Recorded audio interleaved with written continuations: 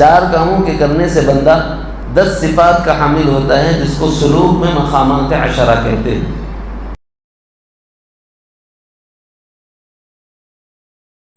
مجاہدات اجمالیہ میں ایک کام اور دیا جاتا ہے، وہ کام ہوتا ہے تخلیل منام، کم سویا کرو، کم سو۔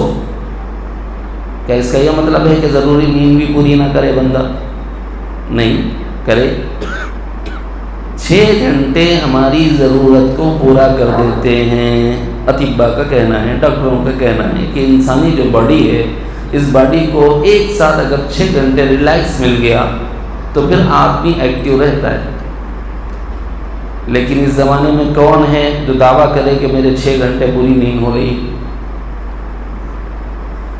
نمبر 1، ہم اپنے بستر پر جاتے ہیں، اگر عشاء کے معاً بعد چلے جائیں 10 بجے تک زیادہ سے زیادہ، تو 11، 12، 1، 2، 3، 4 کتنے گھنٹے ہو گئے؟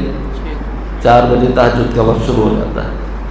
اگر ہم 6 گھنٹے سو جاتے ہیں، ٹھیک 10 بجے اگر آپ چلیں گے تو 4 بجے جاگ جائیں گے تو 6 گھنٹے آپ کے مکمل ہو جائیں گے۔ لیکن ہوتا یہ ہے کہ 10 بجے سونے کی نیت سے کمرے میں چلے جاتے ہیں، اس کے بعد کمرے میں بند ہو کے پورے عالم سے جڑ جاتے ہیں، سوشل میڈیا چیک کرنے میں لگ گئے تو اس میں 1.5 سے 2 گھنٹے آسانی سے ایزیلی نکل جاتے ہیں۔ تو اب 6 گھنٹے نیند پوری کہاں ہوگی؟ 4 بجے نہیں بھئی 5 بجے اٹھا تو 6 گھنٹے کی نیند پوری ہو جائے۔ مگر میں آپ کو بتا دوں، جو بندہ 1 گھنٹے سے 2 گھنٹے تک موبائل اسکرین دیکھے گا، اس کو نیند لگنے کے لیے 2 سے 2.5 گھنٹے چاہیے، 110%۔ یہ سائنس کہتی ہے 1 گھنٹہ دیکھو تو 2 گھنٹے 10 منٹ سے 15 منٹ چاہیے آپ کو نیند لگنے کے لیے۔ تو پتہ یہ چلا کہ اگر ہم 1 گھنٹہ بھی سوشل میڈیا پر رہے تو اس کے بعد سونے کے لیے ہمیں 2 گھنٹے ملیں گے، تو ہمارے 6 گھنٹے کی نیند پوری نہیں ہو رہی، جس کے نتیجے میں جسم کے اندر پھرتی نہیں ہے۔ آج جس کو دیکھو تو وقت سے پہلے بڑھاپے کے مزے لے رہا، اس میں سے میں بھی ہوں۔ حضرت شاہ صاحب بھی فرماتے ہیں مجھے دیکھ کے، اس کو دیکھو یہ بڑھاپے، جوانی میں بڑھاپے کے مزے لے رہا بولتے ہیں۔ ہمارے شہر میں بھی بڑوں کی بات جو ہوتی ہے نا، وہ ہمارے لیے سعادت ہوتی ہے۔ جیسے حضرت علی رضی اللہ عنہ سے حضور نے کیا فرمایا؟ یا ابا تراب، اے مٹی والے، تو حضور نے اپنا نام ہی رکھ لیا ابو تراب، اپنا لقب ہی رکھ لیا۔ اسی طرح حضرت سفیان ثوری ہیں، ثور بیل کو بولتے ہیں، ہمیشہ سنت کے مطابق مسجد میں داخل ہوا کرتے تھے، سیدھا پیر اندر لیتے، درود شریف پڑھتے، دعا پڑھتے، پھر داخل ہوتے۔ ایک مرتبہ غفلت سے بایاں پیر اندر رکھ دی تو آواز آ گئی، اے ثور، کیا اس طرح مسجد میں آیا کرتے؟ تو یہ ندا حدیث غیبی کی ہے، اللہ کی جانب سے ہے۔ تو کیا فرمایا؟ اپنے نام کے ساتھ ہی ثور لگا لیا، ان کو سفیان ثوری سے ہی لوگ جانتے، اللہ نے مجھے بیل کہا ہے۔ تو بعض بڑوں کی باتیں اگرچہ کہ وہ ہماری اصلاح، ہماری تنبیہ، ہماری تربیت کے لیے ہوتی ہے، لیکن میرے دوست حقیقت یہ ہے کہ ایک بندے کی 6 گھنٹے کی نیند پوری ہو تو پھر یہ ایکٹیو رہتا ہے، ورنہ پوری باڈی اس کی جو ہے نا متاثر ہو جاتی ہے، بے اعتبار جسم کمزور، اور اس کی وجہ سے تہجد نہیں ہوتی۔ تہجد نہیں ہوتی تو بے اعتبار روحانیت کمزور۔ اس لیے فرمایا کہ بھئی تخلیل منام کا یہ معنی نہیں ہے کہ آدمی نیند بھی پوری نہ کرے۔ تخلیل منام کے معنی یہ ہے کہ 10 بجے سو جائے، 4 بجے جاگ جائے، تاکہ تہجد بھی ہو جائے، روحانیت بھی کمال پر ہو، جسم کو بھی آرام ملے۔ البتہ دوپہر میں خیر اللہ کرنا سنت ہے۔ ہمارا معمول کیا ہے؟ اتنی پھرتی اس ٹائم پہ دکھاتے، کام کرتے، بس پوچھو مت۔ بھائی ایک آدمی کی باڈی ہے، مشین نہیں۔ ایک 5-6 گھنٹے کام کرنے کے بعد 1 گھنٹہ اس کے دماغ تک خون کو پہنچنا ضروری ہے۔ اگر نہیں پہنچے گا تو پھر وہ بندہ شام کے وقت ایکٹیو نہیں رہ سکتا، پھرتیلا نہیں رہ سکتا۔ اس لیے حضور نے ظہر میں خیر اللہ فرمانا سنت فرمایا اور خود عمل فرمایا کرتے تھے۔ اور اطباء کا کہنا یہ ہے کہ اگر تم اس معمول پر آ جاؤ کہ روزانہ دوپہر میں 1 گھنٹے کا معمول آرام کا، یا کم از کم 20 منٹ کا معمول آرام کا بناؤ، تو جتنی ایکٹیویٹی آپ کی صبح اٹھنے کے بعد سے تھی، سیم ایکٹیویٹی آپ کی شام تک رہے گی۔ کمزوری کہاں آ رہی؟ سنت چھوڑنے کی وجہ سے کمزوری آ رہی. باقی عملی گناہوں سے اس میں کیسے بچ سکتا ہے، یہ غور کرنے والی بات ہے. تخلیل منام سے عملی گناہ کا کیا تعلق؟ رات کم سوئے گا تو کیا کرے گا؟ پہلا عمل تہجد کا ہوگا. تہجد کی برکت یہ ہوتی ہے، رات کی نماز کی برکت یہ ہوتی ہے کہ اللہ رب العزت دن بھر ہونے والے گناہوں سے بچاتے ہیں. وہ بندے جو تہجد پڑھتے ہیں عموماً اللہ ان کو گناہوں سے بچا لیتے ہیں.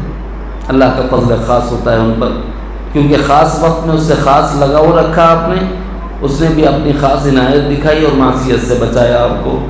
یہ ہوتا ہے. اللہ ہم سب کو نصیب فرمائے. اب اس زمانے میں تھوڑا دشوار ہو گیا تو حضرت تھانوی نے تھوڑی ڈھیل دی ہے. شریعت مطہرہ میں جو اوقات اصل ہیں وہی اصل ہے. وقت فجر سے 10 منٹ پہلے کبھی بھی آپ 2 رکعت بھی پڑھ لیں تو یہ تہجد اصل وقت کہلاتا ہے، اصل وقت میں تہجد کہلاتا ہے. اس زمانے میں ہماری کمزوریاں اور ہماری کم ہمتیاں، پست ہمتیوں کا حال یہ ہے کہ ہمیں تھوڑی اپنی فکر کرنے کی ضرورت ہے. تو حضرت تھانوی نے ایک معمول دیا کہ بھائی سالکین مبتدین کم سے کم اتنا کرو کہ سونے سے پہلے 2 رکعت اس نیت سے پڑھ لو کہ اے اللہ اٹھنا چاہتا ہوں تہجد میں، نہیں اٹھ سکا تو اس کو تہجد بنا دے. چونکہ رات میں عشاء کی فرض کے بعد کی نماز ہے نا، واجب کے بعد کی نماز ہے نا، تو اس کو تہجد اللہ شمار فرما لیں گے اگر نیند نہیں اشار ہوئی. کم سے کم اتنا تو کرو. مبتدی جو پرانے ہیں ان کو تو اصل وقت پہ جانا چاہیے، کیونکہ وہ جو وقت ہے وہ اللہ کے قرب کا وقت ہے. فَتَهَجَّدْ بِهِ نَافِلَةً لَكَ عَسَىٰ أَن يَبْعَثَكَ رَبُّكَ مَقَامًا مَحْمُودًا. سلوک میں اللہ تعالیٰ سے قریب ہونا غایت ہوتی ہے، اللہ کی محبت غایت ہوتی ہے، اللہ کا قرب، اللہ کی معیت غایت ہوتی ہے.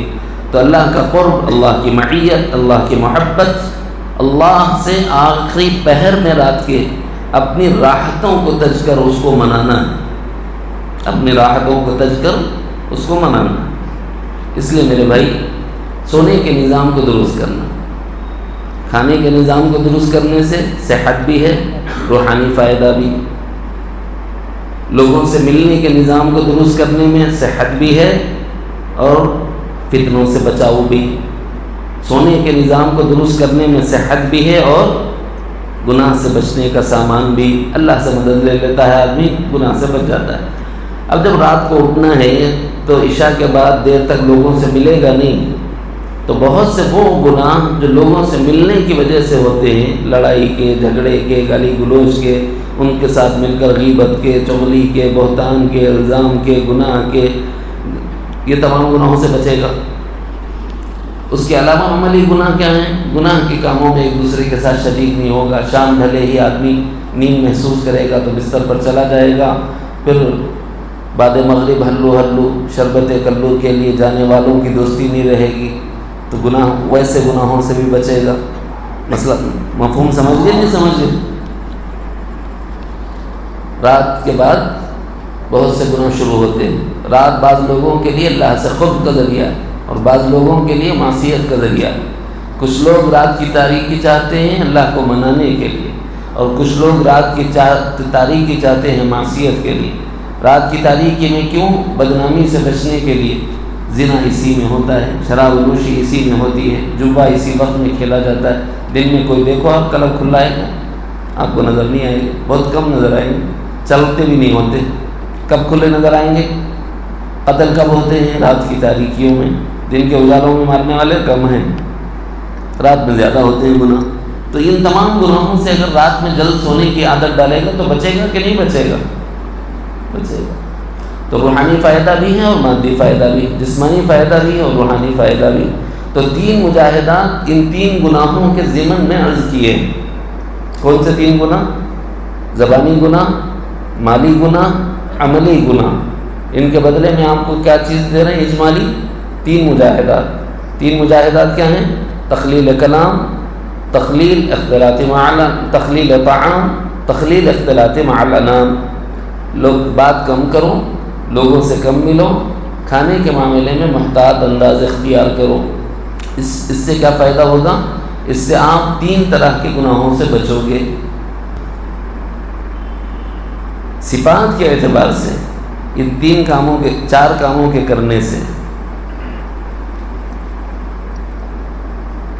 4 کاموں کے کرنے سے بندہ 10 صفات کا حامل ہوتا ہے، جس کو سلوک میں مقامات 10 کہتے ہیں۔ صبر، شکر، قناعت، علم، یقین، تفویض، توکل، رضا، تسلیم۔ 9 چیزیں۔ کتنی چیزیں؟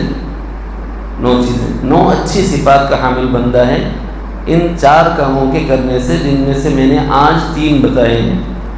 لوگوں سے کم ملنا، بات میں محتاط ہو جانا، اور کھانے میں محتاط ہو جانا۔ ایک اور عمل آج بتایا ہے، تخلیل منام، چونکہ یہ مجاہدات ایک ساتھ بتائے جاتے ہیں تو بتا دیا ہے، لیکن یہ ہے کب کے لیے؟ یہ ہے صفات میں اپنے دل کو پاکیزہ کرنے کے باب میں۔ دل کے اندرون میں بہت سی صفات ہوتی ہیں۔ اب یہاں سے انشاءاللہ اگر اللہ رب العزت نے چاہا تو قلب کی کتنی قسمیں ہیں، اور قلب کی کیا حالتیں ہیں، اور قلب کی کون سی صفات ہیں، اور کون سی صفات پسندیدہ ہیں، اور کون سی صفات ناپسندیدہ ہیں، ان ناپسندیدہ صفات سے نکلنے کا راستہ وہ 4تھا مجاہدہ ہے۔ صفات پسندیدہ کو اختیار کرنے کا راستہ وہ 4تھا مجاہدہ ہے۔ اس کو یاد رکھ لیجیے گا انشاءاللہ۔ چونکہ آج تفصیل سنانی تھی کہ اب تک جو میں نے گناہ گنائے ہیں یہاں کی مجلس میں، اس سے بچنے کا ایک شارٹ کٹ راستہ بولے تو یہ شارٹ کٹ راستہ ہے کہ 3 کام کر لو، ملو تو بھی کو ملو تو تعلیم لے لو۔ آپ نہیں صاحب، تفصیل چاہیے، طلب صادق ہو، تفصیل چاہیے۔ تو ایک وہ گناہ جس میں ہم مبتلا ہیں، کسی کو اپنا رہبر بنانا، رہنما بنانا، اس کے ہاتھ پر بیعت کرنا، اپنے اس گناہ سے اس کو گواہ بنا کر اس سے توبہ کرنا، اور پھر اس کے بعد اس گناہ کو نہ کرنے کا عزم اس کے سامنے کرنا، اس کو بیعت کہتے ہیں۔ تفصیل سے ایک گناہ جو ہم نے ہیں، آسان ہے، اتنا کام کیسا کریں گے، ان سب اتنے گناہ آپ گنا دیے، آسان بتاؤں کیسا ہو جاتا ہے؟ پورے گناہوں کی ایک فہرست بنا لو۔ آپ گناہوں کی فہرست بنانے کے بعد میں ہاتھ میں قلم لے لو، قلم لینے کے بعد میں ایک پڑھتے جاؤ، اپنا جائزہ لیتے جاؤ۔ جھوٹ میں بولتا ہوں کہ نہیں بولتا، رائٹ بے اللہ نے اس سے اپنے فضل سے بچایا ہے، ہو گیا کام۔ غیبت کرتا ہوں کہ نہیں کرتا، اگر بندہ نہیں کرتا، رائٹ چلو اس میں مجھے اصلاح کی ضرورت نہیں۔ شراب پیتا ہوں کہ نہیں پیتا، رائٹ چلو صاحب اللہ کا کرم ہے، اللہ نے اپنے فضل سے مجھے اس گناہ سے بچایا ہے۔ زنا اللہ کا کرم ہے، میں اس گناہ سے بچا ہوا ہوں۔ جن گناہوں سے بندہ بچا ہوا ہے ان گناہوں کو رائٹ ڈال دیں کہ یہ فضل خدا ہے کہ اللہ نے اپنے فضل اور اپنی مہربانی سے مجھے اس گناہ سے بچا لیا۔ آدمی اپنے کمال سے نہیں بچتا، کس کے فضل سے بچتا ہے؟ اللہ کے فضل سے بچتا ہے۔ جب یہ یقین ہو گیا کہ اللہ کے فضل سے بچا ہے تو اس پر شکرانہ پڑے، اے اللہ تو نے مہربانی نہ کی ہوتی تو مجھ سے یہ گناہ ہو سکتے تھے، کتنے مبتلا ہو گئے، تو نے مجھے بچایا، یہ تیری ذرہ نوازی ہے، یہ تیری کرم فرمائی ہے۔ 2 رکعت اس پر صلاۃ الشکرانہ کہ مولا تو نے مجھے اس گناہ سے بچایا۔ نمبر 1 چیپٹر ہو گیا۔ اس میں سے آٹومیٹیکلی پورے چھٹ جائیں گے، چند رہ جائیں گے جس میں ہم مبتلا ہیں۔ کتنے رہ جائیں گے؟ چند۔ ان چند کو آپ پوائنٹ آؤٹ کر کے رکھیں کہ صاحب مجھ میں یہ مرض پایا جاتا ہے، اب میں اس مرض سے کیسے نکلوں، اس کا مشورہ لینا شیخ طریقت سے۔ پوروں کا لینے کی ضرورت نہیں ہے، صرف پوائنٹ آؤٹ کرنا کہ کون سا گناہ مجھ سے ہو رہا ہے، اس گناہ کے بارے میں خبر دے کر میں اس گناہ سے کیسے بچوں، یہ مشورہ لینا ہے۔ پہلا طریقہ اسی وقت 2 رکعت صلاۃ التوبہ پڑھ کر دعا کرنا کہ اللہ مجھ میں یہ لعنت ہے، یہ نحوست ہے، مجھ سے یہ گناہ ہوتا ہے، آپ مجھے معاف فرما دیجئے۔ 2 رکعت صلاۃ التوبہ اس گناہ پر جو گناہ ہم سے ہو رہا ہے۔ نمبر 2 تدبیر کے درجے میں شیخ طریقت سے پوچھے کہ صاحب والا مجھے یہ بتائیں کہ میں اس گناہ میں مبتلا ہوں، میں کیسے اس گناہ سے بچ سکتا ہوں۔ مثلا ہم میں حسد ہے، کسی سے جلنا، کسی کی ترقی کو دیکھ کر کڑھنا، اس کی نعمت کے زوال کی تمنا کرنا، اگر یہ کیفیت ہم میں ہے تو پوچھیں کہ حضرت کبھی میرے دل میں یہ خیال آتا ہے، میں کیسے اس سے بچ سکتا ہوں، وہ سیکھا جا سکتا ہے۔ اسی طرح آدمی گالی گلوچ دے رہا ہے، وہ گناہ میں وہ مبتلا ہے، وہ پوچھے کہ میں کیسے گالی گلوچ سے اپنے کو بچا سکتا ہوں، اس کی تدبیریں ہیں، تدبیریں بتائی جائیں۔ تو پوائنٹ آؤٹ کرنا کہ کتنے مجھ سے گناہ ہو رہے ہیں، ان گناہوں کے بارے میں ایک ایک گناہ بتاتے جانا، اس کی اصلاح لیتے جانا، اور جیسے شیخ مشورہ دیا اس کے مطابق عمل کرتے گئے تو تھوڑے بہت جو گناہ جس میں ہم مبتلا ہیں اس سے آسانی سے آدمی نکل جاتا ہے۔ اسی کا نام تزکیہ نفس ہے۔